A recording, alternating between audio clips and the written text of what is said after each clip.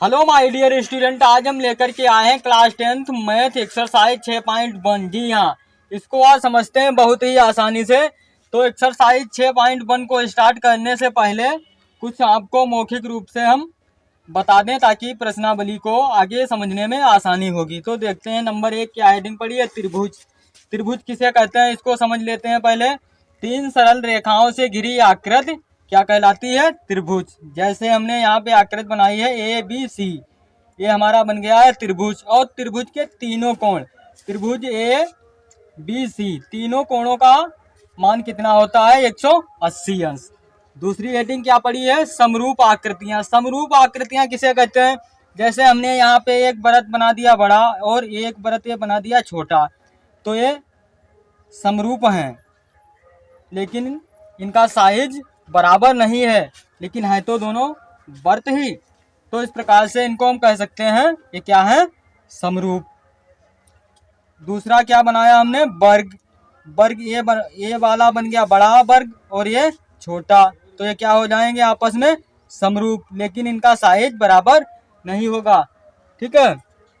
आगे क्या है? त्रिभुज बनाए हैं, तो त्रिभुज ये बड़ा त्रिभुज ये छोटा त्रिभुज, तो ये आपस में क्या हो जाएंगे? समरूप। समरूप में एक चीज ध्यान रखना है कि एक जैसी आकृति होनी चाहिए, चाहे वो छोटी हो चाहे बड़ी हो। समरूप का मतलब ही होता है एक जैसा रूप, उसे ही कहते हैं समरूप। ठीक है। अब आगे हेडिंग क्या पड़ी है? समरूपता के नियम। समरूपता के नियम भी कुछ होते हैं, तो इनको समझ लेते हैं। नंबर 1 क्या है? संगत कोण बराबर होना चाहिए।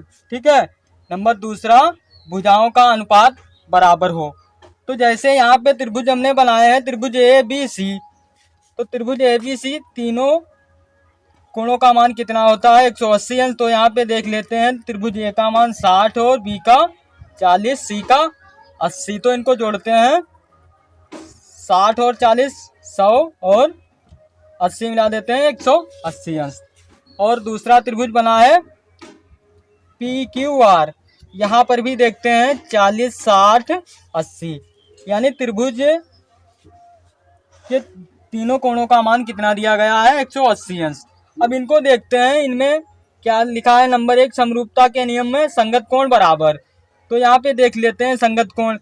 कोण A का मान किसके बराबर है? कोण Q के। A का मान 60 है और Q का मान भी 60 है। फिर आगे क्या लिखा है? कोण B। कोण B किसके संगत है? P के। B का मान कितना रखा है यहाँ पे? 40 और P का मान कितना है? 40। फिर देखते हैं कोण C। कोण C किसके संगत कोण बराबर है? संगत कोण के बराबर है R के। कोण C का मान कितना दिया है? 80 और कोण R का मान कितना है? 80। और इसमें दूसरा नियम क्या बता रहा है? भुजाओं का अनुपात भी बराबर होना चाहिए, तभी समरूप हो सकती है आकृति। ठीक है। तो यहाँ पे हम देख लेते हैं भुजाओं का अनुपात। जैसे हम एक त्रिभुज से ले लेते हैं AB बटा PR। AB का मान कितना है? 2 और PR का मान कितना है? 4। अब इसको देखते हैं, 2 बटा 4, तो 2 एकन 2, 2 दूनी 4 बराबर 1 बटा 2। तो इस प्रकार से सभी भुजाओं का अनुपात भी बराबर इसमें आएगा। आप आगे हल करके इसको देख सकते हैं। ठीक है। तो हम यहाँ पे लिख सकते हैं, अतः त्रिभुज ABC त्रिभुज PQR के समरूप है। अब आगे देखते हैं, तो अब देख लेते हैं अगली हेडिंग हमारी क्या पड़ी है? नंबर 4, सर्वांग सम। सर्वांग सम भी समझना जरूरी है। सर्वांग सम क्या होता है इसको समझ लेते हैं। साधारण भाषा में सर्वांग सम का अर्थ बराबर होता है। जैसे आकृति हमने यहाँ पे बना दीजिए, आकृति जो बनी है इस आकृति के बराबर हो तो उसे क्या कहते हैं? सर्वांग सम। कोई भी आकृति यहाँ पे बनाते हैं तो जो एक आकृति बनी हो दूसरी आकृति उसी के आकार की अर्थात बराबर बनी होनी चाहिए, उसे हम क्या कहेंगे? सर्वांग सम। अब स्टार्ट करते हैं प्रश्नावली 6.1। तो अब देखते हैं प्रश्नावली 6.1 का पहला क्वेश्चन क्या लिखा है? कोष्ठांकों में दिए शब्दों में से सही शब्दों का प्रयोग करते हुए रिक्त स्थानों को भरिए। तो इसका पहला विकल्प क्या है? सभी वर्त। यानी सभी व्रत जो होते हैं सर्वांगसम होते हैं या समरूप होते हैं। तो इसमें क्या भरा जाएगा, सभी व्रत सर्वांगसम का मतलब होता है बराबर, समरूप का मतलब होता है बराबर ना हो लेकिन एक जैसी आकृति हो। तो यहाँ पे सभी व्रत बराबर तो नहीं हो सकते हैं, तो यहाँ पे क्या भर देते हैं, समरूप। तो यहाँ पे सभी व्रत क्या होते हैं, समरूप।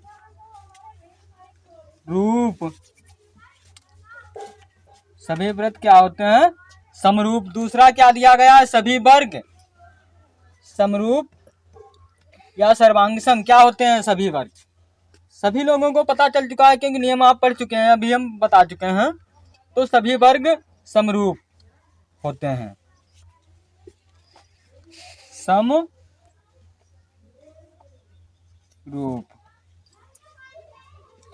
तीसरा क्या है, सभी त्रिभुज समरूप होते हैं, समद्विबाहु समबाहु। इसमें क्या भरा जाएगा, सभी जो त्रिभुज होते हैं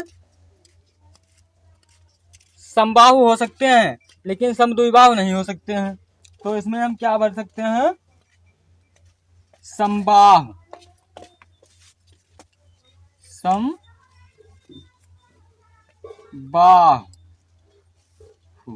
समबाहु क्योंकि समबाहु में जो होता है कोण बराबर होते हैं। ठीक है, सभी कोण समबाहु त्रिभुज में बराबर होते हैं। तो हम यहाँ पे भर सकते हैं सभी समबाहु त्रिभुज समरूप होते हैं। समरूप का मतलब होता है एक समान। ठीक है, अब क्या दिया गया चौथे में, भुजाओं की समान संख्या वाले दो बहुभुज समरूप होते हैं यदि उनके संगत कोण क्या हो। जब संगत कोण क्या होते हैं, बराबर। क्या होते हैं, बराबर। ठीक है, इसमें क्या भर दिया जाएगा, बराबर। फिर क्या लिखा है, उनकी संगत भुजाएं क्या होती हैं, समानुपाती। समानुपाती।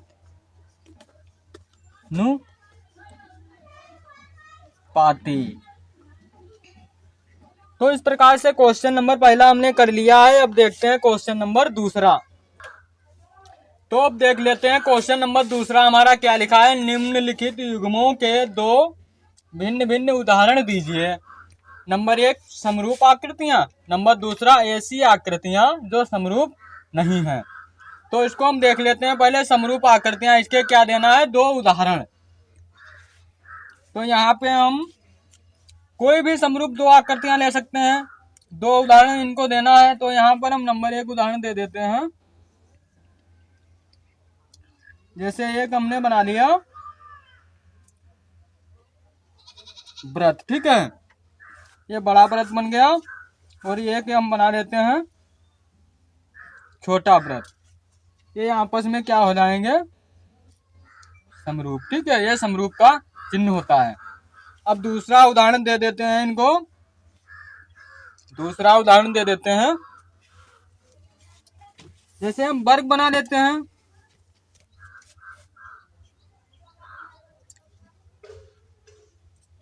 ये बड़ा वर्ग बना लेते हैं और ये छोटा वर्ग।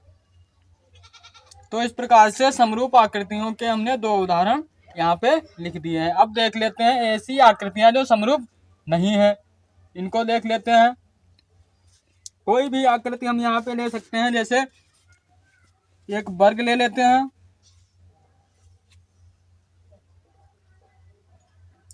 और एक वर्ग ले लेते हैं, एक व्रत ले लेते हैं। ठीक है, यहाँ पे क्या ले लेते हैं, एक व्रत। ये क्या हो गए हमारे, व्रत, और ये क्या हो गए, वर्ग। ठीक है, तो ये तो समरूप आकृतियां हो गई। अब इसमें हम एक ले लेते हैं व्रत। ठीक है, नंबर एक इसमें ले लेते हैं व्रत एक, और इसमें बताना क्या है, ऐसी आकृतियां जो समरूप नहीं है। तो दूसरी आकृति हम क्या ले लेते हैं, वर्ग ले लेते हैं। तो ये आकृतियां आपस में समरूप नहीं है। दूसरा उदाहरण इसका हम लिख देते हैं, एक ले लेते हैं त्रिभुज। एक क्या ले लेते हैं, त्रिभुज। अब दूसरा यहाँ पे हम वर्ग ले लेते हैं। ये क्या ले लेते हैं? वर्ग। तो इस प्रकार से हमने देखे समरूप आकृतियों में क्या हमने ले लिया, पहला वृत्त, एक बड़ा वृत्त बना लिया, एक छोटा वृत्त, तो आपस में क्या हो गए? समरूप। दूसरा हमने ले लिया वर्ग, एक बड़ा वर्ग बना लिया, एक छोटा वर्ग, एक क्या हो गए? समरूप आकृतियां। अब ऐसी आकृतियां जो समरूप नहीं है, एक ले लिया हमने वृत्त और दूसरा वर्ग, ये आपस में समरूप नहीं है। दूसरा उदाहरण इसका क्या ले लिया हमने? एक त्रिभुज और एक वर्ग, ये आपस में समरूप नहीं है। अब देखते हैं क्वेश्चन नंबर तीसरा। तो अब देखते हैं क्वेश्चन नंबर तीसरा हमारा क्या लिखा है। बताइए कि निम्नलिखित चतुर्भुज समरूप है या नहीं है।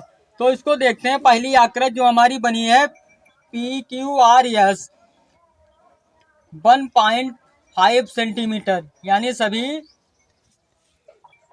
भुजाओं का मान कितना दिया गया है? 1.5, 1.5, 1.5, यानी PQRS में भुजाओं का मान कितना दिया गया है? 1.5 का। अब दूसरा चतुर्भुज क्या बनाया गया है? यहाँ पे ABCD, इसमें क्या दिया गया है? सभी का मान 3 सेंटीमीटर, 3 सेंटीमीटर सभी का मान दिया गया है। और यहाँ पूछ क्या रहा है? बताइए कि निम्नलिखित चतुर्भुज समरूप है या नहीं। तो हमें यहीं पर से पता चल गया है कि यह समरूप नहीं है। कैसे बताएं? क्योंकि यहाँ ये दूसरी वाली आकृति जो बनी है, समरूप का मतलब होता है कि संगत कोण बराबर हो, और संगत कोण बराबर हो और संगत भुजाओं का अनुपात भी बराबर होना चाहिए। तो यहाँ अनुपात तो दोनों में बराबर आ जाएगा, लेकिन संगत कोण बराबर नहीं होंगे। इस दूसरी वाली आकृति में सभी कोण 90 अंश के हैं और यहाँ 90 अंश के कोण नहीं है पहली वाली आकृति में। कैसे? क्योंकि यहाँ तिरछी लाइनें सभी खींची हैं, और समकोण का मतलब होता है सीधे, जब 90 अंश का कोण बनता है तो सीधी लाइनें बनी होती हैं। तो यहाँ पे हम इसको सिद्ध करके थोड़ा देख लेते हैं कि ये समरूप है या नहीं है। तो इसको हम हल कर लेते हैं। जैसे हम पहले त्रिभुज में ले लेते हैं PQ बटा AB। तो PQ का मान कितना दिया गया है? 1.5, और AB का मान कितना दिया गया है? 3। तो यहाँ पर से हम पॉइंट हटाएंगे तो क्या हो जाएगा? यहाँ शून्य बढ़ जाएगा, तब क्या हो जाएगा? 15/30, 15 एकन 15, 15 दूनी 30, तो 1/2। तो इस प्रकार से अब देखते हैं अगली भुजा का मान रखने पर। यहाँ हमने क्या रखी थी? PQ, अब रख लेते हैं QR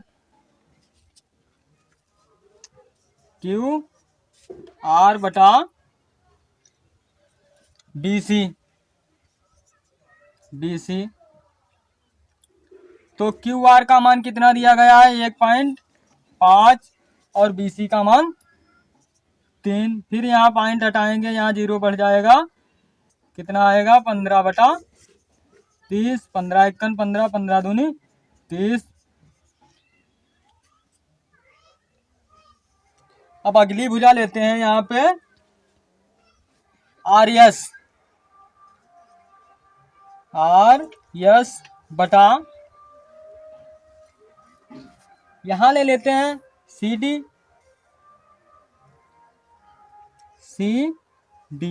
RS का मान कितना है?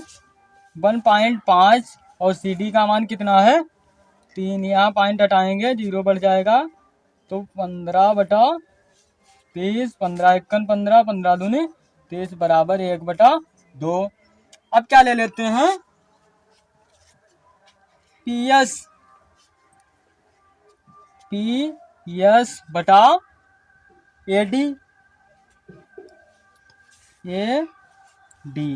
PS का मान कितना दिया गया है? 1.5 बटा AD का मान 3। फिर पॉइंट हटेगा, 0 बढ़ जाएगा, तो क्या होगा? 15/30, 15 एकन 15, 15 दूनी 30 बराबर 1/2। तो यहाँ पर हमने हल किए हैं, यानी संगत भुजाओं का अनुपात तो बराबर आ रहा है, लेकिन संगत कोण आपस में बराबर नहीं है। तो यह चतुर्भुज कैसा हो जाएगा? समरूप नहीं होगा। तो हम यहाँ पे लिख सकते हैं, यहाँ पे हम लिख देते हैं अतः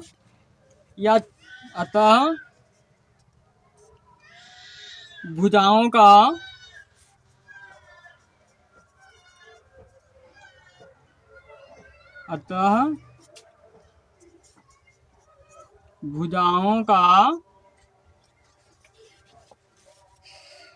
अनुपात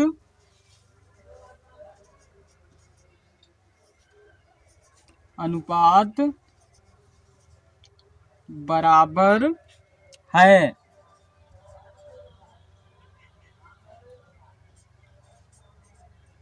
परंतु संगत कोण बराबर नहीं है। ठीक है, तो यह कैसी आकृति हो जाएगी? अतः भुजाओं का अनुपात बराबर है परंतु संगत कोण बराबर नहीं है। अतः